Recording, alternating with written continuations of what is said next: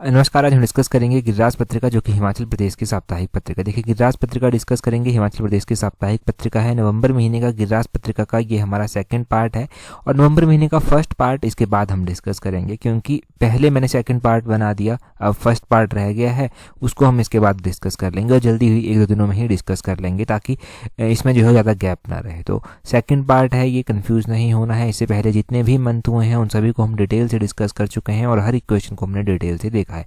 अभी हम question number 1 से जो है डिस्कशन को स्टार्ट करेंगे और question number 1 question of the day है और इंपॉर्टेंट क्वेश्चन है। 100% श्योरिटी के साथ मैं कहता हूं कि ये क्वेश्चन एग्जाम में पूछा ही जाएगा। जितने भी पेपर 1 हुए हैं वहां पर यहाँ से क्वेश्चन बना ही बना है। क्वेश्चन देखिए क्या बोलते हैं, which of the following district top in district good governance index 2023-24। तो बोलते हैं 2023-24 का डिस्ट्रिक्ट गुड गवर्नेंस इंडेक्स यानी कि जिला सुशासन सूचकांक जो है वो निकाला गया। बोलते हैं इस जिला सुशासन सूचकांक 2023-24 में किस जिले ने जो है वो टॉप किया है। अब 2023-24 का हमारे पास नया जो है वो डिस्ट्रिक्ट गुड गवर्नेंस इंडेक्स आ गया है। इसमें जो टॉप किया है वो कांगड़ा डिस्ट्रिक्ट ने जो है वो किया है। ऑप्शन सी जो है वो सही आंसर हो जाएगा। अभी हमारे पास ये डाटा है कि कांगड़ा जिले ने जो है वो टॉप किया है। अब जो भी डिस्ट्रिक्ट टॉप करता है उसको इनाम भी दिया जाता है। इनाम में जो है वो 50 लाख रुपया दिया जाता है। तो ये 50 लाख रुपया जो है वो डिस्ट्रिक्ट कांगड़ा को जो है वो दिया गया। यहाँ से भी हम डिटेल से देखते हैं थोड़ा सा। डिस्ट्रिक्ट गुड गवर्नेंस इंडेक्स 2023-24 में कांगड़ा ने टॉप किया, कांगड़ा को 50 लाख रुपया दिया गया। सेकंड नंबर पर जो है वो बिलासपुर रहता है। यहाँ पर बिलासपुर सेकंड नंबर पर रहता है, तो बिलासपुर को 35 लाख रुपया जो है वो दिया जाता है। हमीरपुर जो है वो तीसरे नंबर पर रहता है, हमीरपुर तीसरे नंबर पर रहता है, तो हमीरपुर को 25 लाख रुपया जो है वो दिया जाता है। अभी मोटे मोटे तौर पर हमारे पास इतनी ही जानकारी डिस्ट्रिक्ट गुड गवर्नेंस इंडेक्स के बारे में है और जब भी इकोनॉमिक सर्वे में ये आएगा तब तो हम डिटेल से डिस्कस करेंगे ही करेंगे। और मोस्ट प्रोबेबली क्वेश्चन तभी बनेगा, डेप्थ में जो क्वेश्चन बनेगा, तो जब इकोनॉमिक सर्वे में ये आ जाएगा। और अभी जो क्वेश्चन बन सकता है वो फर्स्ट, सेकंड और थर्ड रैंक किसका रहा है उसके बारे में क्वेश्चन बन सकता है। तो ये डाटा आपको नोट करना है। अभी जो ज़्यादा question district good governance index के बने थे वो भी मैं रिवाइज करवाता हूँ आपको। वो डिस्ट्रिक्ट गुड गवर्नेंस इंडेक्स जो 2021 का था उसके क्वेश्चन जो था वो बने थे। 2021 में टॉप किसने किया था? कांगड़ा ने ही टॉप किया था। सेकंड नंबर पर बिलासपुर रहा था और थर्ड नंबर पर ऊना रहा था। लास्ट नंबर पर जो था वो उस टाइम लाहौल स्पीति जो था वो रहा था। तो यहाँ से question district good governance index 2021 से जो था वो क्वेश्चन रिपीट करके जो था वो एग्जाम में बने थे। फिर अभी हमारे पास क्या डाटा था वो भी हमने देख लिया। गिरिराज पत्रिका में एक और कॉन्टेक्स्ट आया था जहां से कोई क्वेश्चन स्पेसिफिक नहीं बनता था, परंतु वहां से आप रिवाइज जो है वो थोड़ा सा कर सकते हैं। हिमाचल प्रदेश के मुख्यमंत्री ने जो है वो केंद्रीय ऊर्जा मंत्री से जो था वो मुलाकात की। जो केंद्रीय ऊर्जा मंत्री हैं उनके पास शहरी मंत्रालय भी है, आवास एवं शहरी मंत्रालय भी है। उनका नाम है श्री मनोहर लाल। तो श्री मनोहर लाल से जो था वो हिमाचल प्रदेश के मुख्यमंत्री ने जो था वो ऊर्जा को लेकर जो था वो ऊर्जा में जो रॉयल्टी मिलती है उसको लेकर जो था वो चर्चा की। आपने ध्यान रखना है कि हिमाचल प्रदेश सरकार जो है वो 11,209 मेगावाट जो एनर्जी है ना, हाइड्रो इलेक्ट्रिक एनर्जी, वो जो है वो हार्नेस करती है। उसमें से हिमाचल प्रदेश सरकार के पास सिर्फ और सिर्फ 7.6% जो है वो कंट्रोल है। बाकी का जो कंट्रोल देखता है वो सारा सेंट्रल गवर्नमेंट जो है वो देखता है। तो ऊर्जा को लेकर ऊर्जा मंत्री के साथ रॉयल्टी को लेकर जो था वो चर्चा की, तो इसलिए यहाँ से मैंने ये रिवाइज करवा दिया आपको, बस इतना सा यहाँ से नोट कर लेना है। अगले क्वेश्चन में बोलते हैं राष्ट्रीय military school Chail was established in which year. तो बोलते हैं कि चैल का जो राष्ट्रीय मिलिट्री स्कूल है उसकी स्थापना कब की गई थी। इसका भी एक आर्टिकल जो था वो गिरिराज पत्रिका में आया था, तो इसको भी देख लेते हैं कि राष्ट्रीय मिलिट्री स्कूल चैल की स्थापना कब की गई थी। पहले ये जानिए कि ये राष्ट्रीय मिलिट्री स्कूल चैल जो था वो क्यों चर्चा में आया था। 100 साल हो गए इस राष्ट्रीय मिलिट्री स्कूल को, इसलिए जो था वो शताब्दी समारोह मनाया गया, जहां पर जो है ये चर्चा में आया। गिरिराज पत्रिका में स्पेशल एक आर्टिकल जो था वो आया था।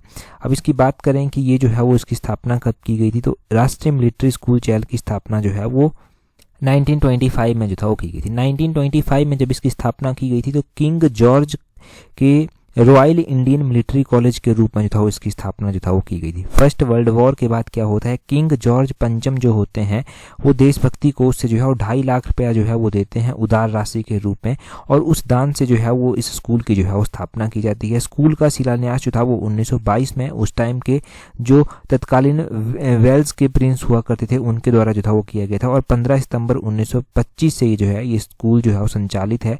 इस संस्थान को जो था वो 1952 में किंग जॉर्ज स्कूल नाम देकर जो था वो नगोंग में जो था वो स्थानांतरित किया गया था। इसे जो था वो अस्थायी रूप से पुरानी किचनर कॉलेज की इमारत में रखा गया, परंतु 1 जनवरी 1966 को क्या होता है, इस स्कूल का नाम बदल दिया जाता है और चाइल्ड मिलिट्री स्कूल इसका नाम रख दिया जाता है।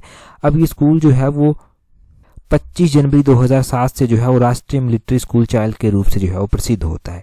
तो आपने ध्यान रखना है इस चाइल्ड मिलिट्री स्कूल के बारे में। चाइल्ड के बारे में अभी आप एलाइड का मेंस का एग्जाम भी देंगे, तो चाइल्ड के बारे में मेंस के एग्जाम में भी पूछा गया है कि right a short note on child. देखो चाइल्ड में अगर हम बात करते हैं, चाइल्ड में जो है वो क्रिकेट ग्राउंड जो है वो स्थित है, और चाइल्ड की जो ऊंचाई है वो कितनी है, वो है 2444 मीटर। ये आपने ध्यान रखना है। और आपने ये भी ध्यान रखना है कि हाईएस्ट क्रिकेट ग्राउंड वर्ल्ड का जो है वो यहाँ पर चाइल्ड में जो है वो स्थित है। चाइल्ड मिलिट्री स्कूल की भी हमने यहाँ पर बात कर ली। और ये भी साथ में ध्यान रखना है कि ये जो चाइल्ड में क्रिकेट स्टेडियम है, क्रिकेट ग्राउंड है, यहाँ पर इसकी स्थापना जो था वो कब की गई थी, 1891 में जो था वो इसकी स्थापना जो था वो की गई थी। कई जगह 1893 भी जो है वो इसको लिखा जाता है, 1893 भी, 1893 में इसकी स्थापना जो था वो महाराजा ऑफ पटियाला राजेंद्र सिंह के द्वारा जो था वो की गई थी। और उनके द्वारा यहाँ पर अपना समर निवास जो था वो बनाया गया था चैल में समर निवास उन्होंने अपना डेवलप किया था। और इसकी ऊंचाई का पता चल गया, क्रिकेट ग्राउंड का पता चल गया, स्थापना के बारे में पता चल गया। ये सारे फैक्ट पॉइंट आपने ध्यान रखने हैं चैल के बारे में। अब देखो चांसेस तो कम है कि इस बार भी चैल के बारे में पूछा जाए एलाइड में, क्योंकि एक बार तो रिपीट हो चुका है। मेंस में रिपीटेशन होने के चांसेस कम होते हैं, परंतु कुछ भी क्वेश्चन बने आप जो है उसके लिए मेंटली प्रिपेयर होने चाहिए। ठीक है जी, तो इतना काफ़ी है। अगला क्वेश्चन देखते हैं हमारे पास क्या पूछा गया है। अगले क्वेश्चन में बोलते हैं in which subdivision of Himachal Pradesh medical device park will be establish. तो मेडिकल डिवाइस पार्क की भी जो था वो गिरिराज पत्रिका में बात की गई थी। ये जो मेडिकल डिवाइस पार्क है ये हिमाचल प्रदेश के किस उपखंड में जो है वो स्थापित किया जाएगा, या फिर किस उपमंडल में स्थापित किया जाएगा। देखो ये जो मेडिकल डिवाइस पार्क है ये जो है वो स्थापित किया जा रहा है कहाँ पर, नालागढ़ में। ऑप्शन ए जो है वो सही आंसर हो जाएगा, नालागढ़ में ये स्थापित किया जाएगा। चलो सही बात है, नालागढ़ में स्थापित किया जाएगा।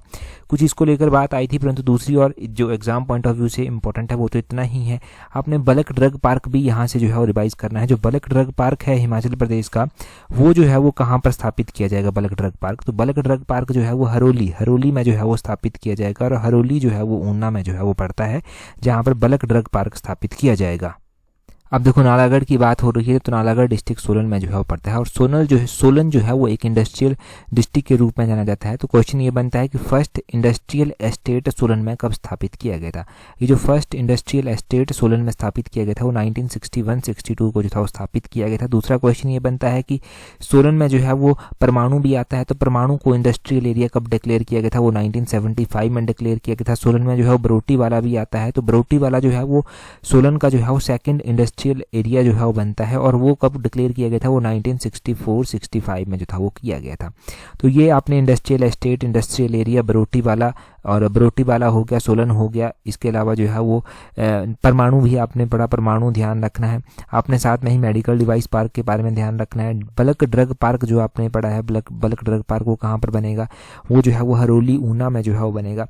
पीजीआई आप सुनते हैं चंडीगढ़ में है, एक पीजीआई चंडीगढ़ में है, और पीजीआई सैटेलाइट सेंटर भी जो है वो है। पीजीआई सैटेलाइट सेंटर जो है वो कहाँ पर है, वो हिमाचल में स्थित है। पीजीआई सैटेलाइट सेंटर कहाँ पर स्थित है, हिमाचल के ऊना डिस्ट्रिक्ट में जो है वो स्थित है। पीजीआई सैटेलाइट सेंटर आपने ध्यान रखना, जिसको PGIMER भी बोलते हैं, PGIMER भी बोलते हैं, ये ऊना में स्थित है। बाकी एम्स का तो आप पढ़ते ही हैं कि एम्स डिस्ट्रिक्ट बिलासपुर के कोठीपुरा में जो है वो स्थित है। AIIMS all India institution of medical sciences, तो ये जो है वो कोठीपुरा में स्थित है। साथ में ही बंदलाधार जो है वो लगती है, बंदलाधार में हाइड्रो इंजीनियरिंग कॉलेज जो है वो स्थित है। ये सारे क्वेश्चन यहाँ से जी ऐसे ही आपके माइंड में होने चाहिए। अगले क्वेश्चन में क्या बोलते हैं, who was awarded first Param Vir Chakra posthumously. तो बोलते हैं कि मरणोपरांत फर्स्ट परमवीर चक्र जो था वो किसे दिया गया था, किसे सम्मानित किया गया था फर्स्ट परमवीर चक्र से। ये देखिए परमवीर चक्र से जो था वो पहले जो सम्मानित किया गया था वो मेजर सोमनाथ शर्मा को किया गया था। ऑप्शन बी सही आंसर है। क्यों ये चर्चा में आए, मेजर सोमनाथ शर्मा इसलिए चर्चा में आए क्योंकि जो था ये शहीद हुए थे 3 नवंबर को। 3 नवंबर को जो था ये शहीद हुए थे, और ईयर था 1947। और नवंबर महीने की गिरिराज पत्रिका हम डिस्कस कर रहे हैं, तो इनके बारे में डिस्कस करना ज़रूरी है। अब ये शहीद हुए थे 3 नवंबर को, तो इनका शहीदी दिवस जो था वो मनाया गया था, इसलिए जो था ये चर्चा में आए। अब इनको सबसे पहली बार इंडिया में जो था वो परमवीर चक्र अवार्ड दिया गया। हिमाचल में ही अगर हम परमवीर चक्र अवार्ड की बात करते हैं तो सबसे पहला परमवीर चक्र अवार्ड मेजर सोमनाथ शर्मा को दिया गया, जो कि कांगड़ा जिले से संबंध रखते हैं। इंडिया पाकिस्तान जो वॉर हुआ था 1947 में, उसमें इन्होंने अपनी वीरता दिखाई थी, इसलिए इनको ये अवार्ड जो था वो दिया गया था। हिमाचल में अभी तक 4 पर्सनैलिटीज़ को जो है वो ये जो परमवीर चक्र अवार्ड है ये मिल चुका है। पहला तो सोमनाथ शर्मा है, दूसरा है धन सिंह थापा। धन सिंह थापा को जो था वो कब मिला था ये अवार्ड? इनको भी जो था वो 1962 में जो चाइना का वार हुआ था इंडिया के साथ, उसमें अपनी बहादुरता दिखाने के लिए जो था वो दिया गया था। और तीसरा कैप्टन विक्रम बत्रा को मिला था, वो उन्होंने कारगिल जो ऑपरेशन विजय चला था कारगिल में, उसमें अपनी 1999 में वो ऑपरेशन विजय चला था, उसमें इन्होंने बहादुरता दिखाई थी, इसलिए इनको जो था ये अवार्ड मिला था कैप्टन विक्रम बत्रा को। और राइफलमैन संजय कुमार भी हैं। राइफलमैन संजय कुमार को भी ऑपरेशन विजय जो कि 1999 का है, कारगिल में चला था, उसमें अपनी बहादुरी दिखाने के लिए जो था वो अवार्ड दिया गया था। तो ये 4 पर्सनैलिटीज़ हैं, मेजर सोमनाथ शर्मा, धन सिंह थापा, कैप्टन विक्रम बत्रा और राइफलमैन संजय कुमार। इनके बारे में आपने ध्यान रखना है। कौन कौन से वॉर में इनको अपनी बहादुरी दिखाने के लिए ये अवार्ड दिया गया था वो भी पता चला आपको यहाँ पर, बस इतना यहाँ से ध्यान रखें। और बाकी तो आपने जान ही लिया मेजर सोमनाथ शर्मा के बारे में। नेक्स्ट क्वेश्चन हम देखते हैं, नेक्स्ट क्वेश्चन की ओर चलेंगे। नेक्स्ट क्वेश्चन में बोलते हैं यहाँ पर Vanshika Goswami belongs from which district of Himachal Pradesh who won gold medal at Youth World Boxing Championship 2024। तो बोलते हैं वंशिका गोस्वामी हिमाचल के किस जिले से संबंध रखती हैं जिनको हाल ही में युवा विश्व मुक्केबाजी चैंपियनशिप 2024 में स्वर्ण पदक जीतने के लिए सम्मानित किया गया है। देखो वंशिका गोस्वामी जो है वो कांगड़ा जिले से संबंध रखती हैं, ऑप्शन बी सही आंसर है, कांगड़ा जिले से संबंध रखती हैं। इन्होंने जो है वो युवा विश्व मुक्केबाजी चैंपियनशिप 2024 में स्वर्ण पदक जीता है, इसलिए इनको सम्मानित किया गया। और वंशिका गोस्वामी जो है वो कांगड़ा जिले के ज्वालामुखी के दिरंग क्षेत्र की रहने वाली हैं, इतना आप ध्यान रखें। इनको जो है वो बॉक्सिंग में जो है ये अवार्ड दिया गया है। हिमाचल के ऐसे ही प्लेयर हम पढ़ते रहते हैं। एक इम्पॉर्टेंट प्लेयर जो कि इम्पॉर्टेंट है वो है निषाद कुमार। निषाद कुमार जो है पैरालंपिक्स के प्लेयर हैं और इनको जो है वो इनके द्वारा जो था वो अभी जो पैरालंपिक्स हुए थे पेरिस में, उनके द्वारा इनके द्वारा हाई जंप में जो था वो मेडल जो था वो जीता गया था। निषाद कुमार कौन से जिले से संबंध रखते हैं? वो ऊना जिले से जो है वो निषाद कुमार संबंध रखते हैं। निषाद कुमार का ज़रूर ध्यान रखें, ये मोस्ट एक्सपेक्टेड क्वेश्चन है निषाद कुमार का। ठीक है जी, निषाद कुमार नहीं भूलने चाहिए। इनके द्वारा सिल्वर मेडल जो था वो यहाँ पर जीता गया था पैरालंपिक्स में निषाद कुमार के द्वारा, ये आपने ध्यान रखना है। और निषाद कुमार जो है वो ऊना जिले से संबंध रखते हैं, वो भी पता होना चाहिए। कौन सी गेम से जुड़े हुए हैं? हाई जंप से ये जुड़े हुए हैं। ठीक है जी। इससे पहले 2020 में भी जब हमने गिरिराज पत्रिका पढ़ी थी और तो उस टाइम भी जो था वो समर पैरालंपिक्स हुए थे। समर पैरालंपिक्स में इनके द्वारा जो था वो वहाँ पर भी मेडल जीता गया था, वहाँ पर इनके द्वारा सिल्वर मेडल ही जो था वो हाई जंप में जीता गया था। 2020 के समर पैरालंपिक्स में भी और 2024 के समर पैरालंपिक्स में भी इनके द्वारा जो था वो सिल्वर मेडल ही जीते गए। इतना ज़रूरी है इनके बारे में याद रखना। क्वेश्चन पहले भी बना है, आगे भी बनने की पूरी संभावना है। अगले क्वेश्चन में बोलते हैं famous Imla Bimla valley situated in which district of Himachal Pradesh. ये जो प्रसिद्ध इमला बिमला घाटी है ये हिमाचल के किस जिले में जो है वो स्थित है? तो इमला बिमला वैली के ऊपर भी आर्टिकल आया था, परंतु जो इम्पोर्टेंट है हमारे एग्जाम पॉइंट ऑफ व्यू से वो क्या है कि इमला बिमला घाटी कौन से जिले में स्थित है? ये मंडी जिले की इंपॉर्टेंट घाटियां हैं, ऑप्शन बी सही आंसर हो गया। मंडी में इमला बिमला वैली तो आती ही आती है, बल वैली भी आती है जो कि मोस्ट फर्टाइल वैली है। बल वैली को जो है वो सुंदरनगर वैली के नाम से भी जो है वो जाना जाता है। तो ऐसे भी क्वेश्चन पूछ जाते हैं कि जैसे कि क्वेश्चन अभी एग्जाम टाइट में पूछा गया था कि पब्बर वैली को जो है वो अन्य किस नाम से जाना जाता है? तो रोहड़ू वैली के नाम से जो है पब्बर वैली को जाना जाता है। हो सकता है पूछ लिया जाए बल वैली को किस नाम से जाना जाता है? तो बल वैली को जो है वो किस नाम से जाना जाता है? सुंदरनगर वैली के नाम से भी इसको जाना जाता है। मोस्ट फर्टाइल वैली है। इमला बिमला वैली का भी पता चल गया। मंडी में ही आपको देखने को मिलेगी जो हिमाचल की एकमात्र सॉल्ट की नमक की खदानें हैं, गुम्मा और दरंग में जो है वो आती हैं। अब गुम्मा और दरंग में वो आती हैं, पूछा जाता है कि वो कौन सी रेंज में आती है? तो घुग्घरदार वहाँ की आती है। घुग्घरदार आपने ध्यान रखना है मंडी की, जहाँ पर ये आती हैं जो गुम्मा और दरंग सॉल्ट माइंस हैं। सिकंदरधार भी है जिसका नाम सिकंदर लोधी के नाम पर जो है वो पड़ा है। तो सिकंदरधार के बारे में भी क्वेश्चन पूछा जाता है कि कहाँ पर आती है? मंडी में जो है ये आती है। धार वैरकोट है, धार को वैरकोट भी जो है वो मंडी में जो है वो आती है।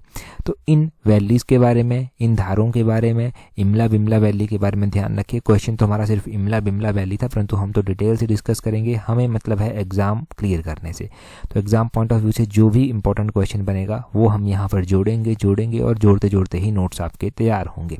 अगला क्वेश्चन देखिए क्या बोलते हैं famous Mansa Devi temple of Chandigarh was a part of which then hill state. तो बोलते हैं कि जो प्रसिद्ध मनसा देवी माता का मंदिर है वो पहले बोलते हैं कि इस तत्कालीन पहाड़ी रियासत का हिस्सा जो था वो हुआ करता था। तो पहले मनसा देवी मंदिर के बारे में आपने ध्यान रखना है कि अभी तो ये चंडीगढ़ में आता है, चंडीगढ़ में आता है, परंतु ये जो था वो पहले सिरमौर रियासत का भाग हुआ करता था। ऑप्शन बी जो है वो सही आंसर हो जाएगा। कौन सी रियासत?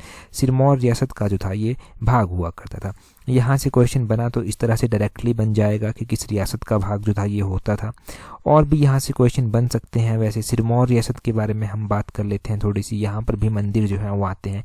एक तो यहाँ पर अभी मेला हुआ, वो रेणुका माता का मेला यहाँ पर हुआ। रेणुका मेला जो कि 10 दिन बाद जो है वो दिवाली के मनाया जाता है। इंटरनेशनल लेवल का मेला है वो जो अभी जो है वो हुआ, तो वो भी ध्यान रखें। और आपने ध्यान रखना है सिरमौर में ही जो है वो देई का मंदिर भी जो है वो आता है। सिरमौर में जो है वो जगन्नाथ मंदिर भी आता है, जो कि सिरमौर के राजा बुद्ध प्रकाश के द्वारा 1681 में जो था वो बनवाया गया था। तो पूछा जाता है कि सिरमौर का जगन्नाथ मंदिर कब बनवाया गया था?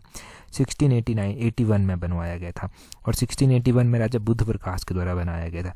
सिरमौर में जो है वो आपने ध्यान रखना है त्रिलोकपुर टेम्पल भी है, जिसको महामाया बाला सुंदरी मंदिर जो है वो बोलते हैं। वो डोम आर्किटेक्ट स्टाइल में बना हुआ है। सिरमौर में जो देई का मंदिर मैंने आपको बताया वो पौंटा साहिब में जो है वो स्थित है। अगला क्वेश्चन देखते हैं क्या बोलते हैं। अगले क्वेश्चन में बोलते हैं eight which place in the state is famous डोका मोका टेम्पल लोकेटेड। तो बोलते हैं डोका मोका प्रसिद्ध मंदिर है एक हिमाचल प्रदेश में, ये कहाँ पर स्थित है? ये इससे पहले भी गिरिराज पत्रिका में डिस्कस हुआ है, सिर्फ 1 लाइनर क्वेश्चन के रूप में ये बना था। ये गजन में स्थित है। गजन, ऑप्शन बी जो है वो सही आंसर है। गजन में जो है ये डोका मोका टेम्पल स्थित है। डोका मोका टेम्पल जो है वो गजन में आता है, और आपने ध्यान रखना है ये गजन कुल्लू डिस्ट्रिक्ट में जो है वो पड़ता है। कुल्लू डिस्ट्रिक्ट में ये गजन पड़ता है, और नगर के समीप ही शायद ये कहीं पर स्थित है। नगर में भी एक टेम्पल आता है। कुल्लू का जो नगर है, एक तो वहाँ पर रूडी का आर्ट गैलरी के लिए वो स्थित है, दूसरा वो माता त्रिपुरा सुंदरी के मंदिर के लिए जो है वो फेमस है। तो माता त्रिपुरा सुंदरी का जो मंदिर है गजन का, वो कौन से आर्किटेक्ट स्टाइल में बना हुआ है? वो कौन से आर्किटेक्ट स्टाइल में बना हुआ है? वो पैगोडा आर्किटेक्ट स्टाइल में बना हुआ है। और आपने ध्यान रखना है कि पैगोडा आर्किटेक्ट स्टाइल में ही कुल्लू का हडिम्बा माता का मंदिर भी जो है वो बना हुआ है। कुल्लू में जो है वो बजौरा टेम्पल भी जो है वो स्थित है। कुल्लू में बिजली महादेव मंदिर भी जो है वो स्थित है। कुल्लू में जो है वो त्रिंगवी नारायण मंदिर भी स्थित है। कुल्लू में मनु टेम्पल भी स्थित है। कुल्लू में जो है वो रघुनाथ टेम्पल भी स्थित है। तो ये मंदिर आपने कुल्लू के ध्यान रखने हैं।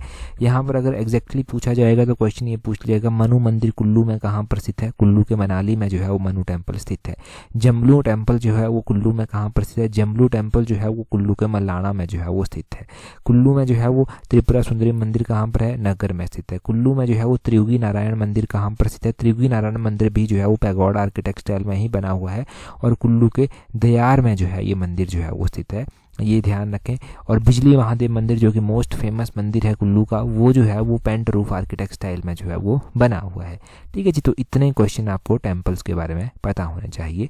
अगला क्वेश्चन देखिए, बोलते हैं army of which princely state stopped the Gorkha army led by Kirti Rana at Saru का टिब्बा नारकंडा। तो बोलते हैं कीर्ति राणा के नेतृत्व वाली गोरखा सेना को सारू का टिब्बा नारकंडा के समीप जो था वो किस रियासत की सेना ने रोका था?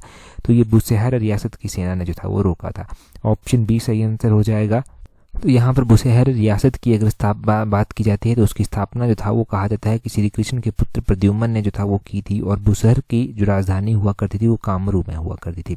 बुशहर की राजधानी शिफ्ट भी होती रही, जैसे बुशहर के राजा चतर सिंह बनते हैं वो बुशहर की राजधानी को कामरू से शिफ्ट करते हैं और सराहन में जो है वो बना देते हैं। बुशहर के राजा हुए जिनको जो था वो जिनको अजानुबाहु भी कहा जाता था, तो वो केहरी सिंह बुशहर के राजा थे जिनको अजानुबाहु जो था वो कहा जाता था। अजानुबाहु को औरंगजेब के द्वारा जो था वो छत्रपति की उपाधि भी जो था वो दी गई थी। अभी लबी का मेला चला हुआ है, तो लबी का मेला जो है वो राजा केहरी सिंह के द्वारा ही स्टार्ट करवाया गया था। और आपने ध्यान रखना है कि जब 1857 का विद्रोह हुआ था, तो 1857 के विद्रोह में अंग्रेजों का साथ देने से जो था वो बुशहर ने इनकार कर दिया था। तो उस टाइम बुशहर के राजा शमशेर सिंह जो था वो हुआ करते थे। बुशहर रियासत के जो अंतिम शासक थे उनका नाम था राजा पदम सिंह, वो भी ध्यान रखेंगे। सारे बुशहर रियासत जो है वो है तो बड़ी रियासत, सबसे शिमला रियासतों में सबसे बड़ी रियासत ये अंडर ऑफ एरिया हुआ करती थी, परंतु इसके क्वेश्चन बड़े आसान जो है वो है, इजीली याद रह जाते हैं, हिस्ट्री इंटरेस्टिंग है, तो वो सब आपने ध्यान रखना है। अभी हम 1 लाइनर क्वेश्चन जो है वो डिस्कस करेंगे, परंतु उससे पहले अगर आप तैयारी कर रहे हैं TGT, JBT, HPRC public service commission के एग्जाम की, तो हमने एक कॉम्प्रिहेंसिव टेस्ट सीरीज चलाई है, जिसमें टेस्ट सीरीज तो हम डिस्कस करेंगे, परंतु टेस्ट सीरीज को हम वीडियो डिस्कशन के रूप में भी जो है वो डिस्कस करेंगे। मतलब कोई टेस्ट सीरीज हमने डिस्कस कर ली, जैसे कि 17 नवंबर को हमारी पहली टेस्ट सीरीज थी, तो 17 नवंबर को हमने जो था वो क्या किया, हिमाचल की रिवर्स, हिमाचल की लेक्स, हिमाचल प्रदेश की स्प्रिंग्स जो था वो डिस्कस किए। फिर उनका वीडियो डिस्कशन भी जो था वो हमने डिस्कस किया। वीडियो डिस्कशन में भी हमने वो डिस्कस किए। वीडियो डिस्कशन से होता ऐसा है, एक तो आपके कॉन्सेप्ट क्लियर होते हैं, कॉन्सेप्ट क्लियर होने के साथ साथ जो है वो आपको क्या होता है, अंडरस्टैंडिंग जो है वो इजीली आपकी हो जाती है वहाँ से। कॉन्सेप्ट क्लियर तो होंगे ही होंगे वहाँ से आपके, परंतु रिवीजन करने में भी फिर हेल्प मिल जाती है। तो उस सीरीज़ को अगर ज्वाइन करना चाहते हैं तो नीचे डिस्क्रिप्शन बॉक्स, कमेंट बॉक्स में जो है वो लिंक दिया गया है, वहाँ से ज्वाइन कर लें। हमारा स्लॉट 1 बुक होने वाला है, तो उसमें आप अपनी रजिस्ट्रेशन कर सकते हैं ईजिली, नीचे डिस्क्रिप्शन बॉक्स से अप्लाई कर सकते हैं। कोई भी दिक्कत आती है आप हमें ईमेल करना। क्वेश्चन देखिए, 1 लाइनर क्वेश्चन जो बनते हैं। हिमाचल प्रदेश बागवानी उत्पादन विपणन एवं प्रसंस्करण निगम, जिसको HPMC बोला गया, HPMC की स्थापना कब की गई थी? HPMC की स्थापना 1974 में जो था वो की गई थी। ठीक है जी, आसान क्वेश्चन है। बोलते हैं हिमाचल प्रदेश की कौन सी रानी खैरागढ़ी के नाम से प्रसिद्ध थी? तो मंडी रियासत की जो रानी ललिता कुमारी थी वो रानी खैरागढ़ी के नाम से जो था वो प्रसिद्ध थी। इनका मेंशन हमें देखने को मिलता रहता है जब हम मंडी कॉन्स्पिरेंसी पढ़ते हैं। मंडी षड्यंत्र जो हुआ था वो 1914-15 में हुआ था। रानी खैरागढ़ी ने काफ़ी कंट्रीब्यूशन वहाँ पर दिया था और इसके लिए जो था वो इनको जो था वो इसका सामना करना पड़ा था। इनको जो था वो देश निकाला दे दिया गया था, मतलब निकाल दिया गया था वहाँ से, जेल में रखा गया था। तो ये सब हुआ था। ठीक है, अगला है हांसी बोलते हैं किस नदी की सहायक नदी है? तो हांसी जो है वो ब्यास की सहायक नदी जो है वो बनती है। ब्यास नदी की ये सहायक नदी है। सांची ऑफ स्तूप का निर्माण किसने करवाया था? अशोक ने कराया था। अशोक जो है वो मौर्य वंश का जो था वो महानतम शासक सबसे हुआ। क्वेश्चन पूछा गया था एग्जाम में कि मौर्य वंश का सबसे महानतम शासक कौन था? वो अशोक था। आगे बोलते हैं गुलाबी क्रांति किस उत्पादन से जो है वो संबंधित है? गुलाबी क्रांति जो है वो झींगा मछली से जो है वो संबंधित है। हिमाचल में तो, इंडिया में तो हम ग्रीन रेवोल्यूशन सबसे ज़्यादा पढ़ते हैं। तो अभी तो डायरेक्ट में बड़ा ही आसान क्वेश्चन कि ग्रीन रेवोल्यूशन किससे संबंधित है? एग्रीकल्चर से संबंधित है, वो हो जाना था कि कृषि से संबंधित है। परंतु वैसे ही गुलाबी क्रांति भी पूछ सकते हैं जो कि झींगा मछली प्रांत से जो है वो संबंधित है। आगे बोलते हैं बंगाल विभाजन कब रद्द कर दिया गया था? तो 12 दिसंबर 1911 को जो था वो बंगाल जो पार्टीशन हुआ था उसको रद्द कर दिया गया था। परंतु क्वेश्चन पूछने वाला ये पूछेगा कि बंगाल का पार्टीशन हुआ कब था? 1905 में बंगाल का विभाजन हुआ था। उस टाइम जो वायसराय हुआ करते थे वो लॉर्ड कर्जन जो था वो हुआ करते थे। कर्जन का नाम भी आपने ध्यान रखना है। ठीक है जी, कर्जन उस टाइम वायसराय हुआ करते थे। 1911 में इस बंगाल विभाजन को जो था वो रद्द कर दिया गया था।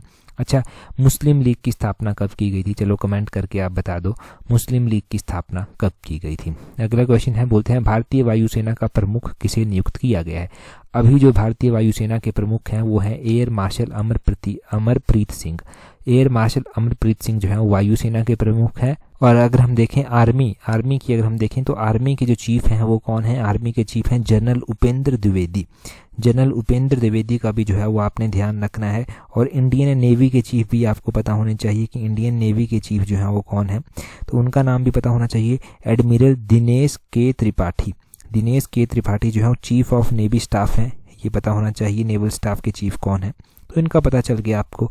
ये अपॉइंटमेंट्स एग्जाम में पूछी जा सकती हैं, हो सकता है आने वाले टेट के एग्जाम में ही पूछ ली जाए, परंतु पता होनी चाहिए। आगे बोलते हैं सल्फर डाइऑक्साइड प्रदूषण किसकी अत्यधिक वृद्धि से संकेतित होता है? तो सल्फर डाइऑक्साइड जो है वो लाइकन के उससे जो है वो अत्यधिक वृद्धि से जो है वो संकेतित होता है। आगे बोलते हैं लाल रक्त कण जिसको RBC भी कहते हैं, RBC शरीर के किस अंग में बनता है? तो ये अस्थि मज्जा में जो है वो बनता है, अस्थि मज्जा में ये बनता है, ये ध्यान रखना है। अगला क्वेश्चन स्टार लाइनर क्वेश्चन है, ये भी बोलते हैं भारत में सर्वप्रथम पद्मश्री पुरस्कार किस वैज्ञानिक को दिया गया था? भारत में जो पहला पद्मश्री पुरस्कार किसी वैज्ञानिक को दिया गया था वो दिया गया था जानकी अमल को। जानकी अमल को दिया गया था और ये जो था वो 1977 में इन्हें दिया गया था। ये भी ध्यान रखना है कब दिया गया था।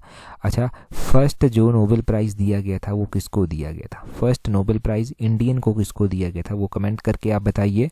नेक्स्ट क्वेश्चन देखिए, बोलते हैं recently Himachal Pradesh first digital library inaugurated इन। तो हिमाचल प्रदेश की जो सबसे पहली डिजिटल पुस्तकालय है उसका उद्घाटन अभी किया गया है। कहाँ पर किया गया है? 4 ऑप्शन आपके पास दिए गए हैं, आप कमेंट करके अपना आंसर बताएंगे।